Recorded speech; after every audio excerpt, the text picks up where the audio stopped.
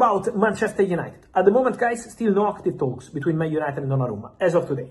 So Man United are focused on different things. Then, if they will activate the Donnarumma option, I will let you know. But at the moment, Chelsea say no chance. Man United are focused on different things. City working on that, but only if Ederson leaves. On Donnarumma, guys, I wanted to add one more thing. When we mention Manchester United, now the focus is on different things. Which things? Midfield. Carlos Baleba. Contacts are continuing on daily basis with his agents and also with Brighton.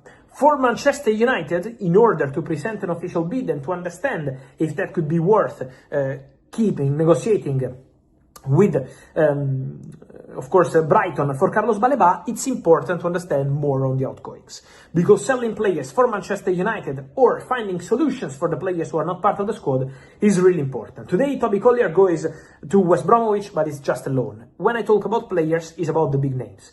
For Alejandro Garnacho, guys, talks in the background between Chelsea and Manchester United are well underway.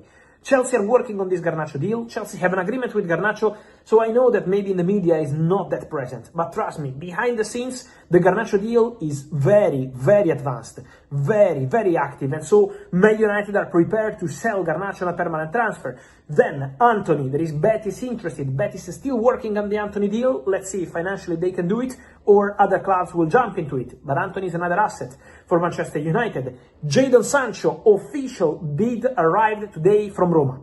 Roma have offered a loan with an obligation to buy, quite easy to activate. This loan with obligation is worth a transfer fee of £20 million, so around 23 million euros as a total package between loan fee and the full package, including the option to buy the player, is going to be an obligation under easy conditions.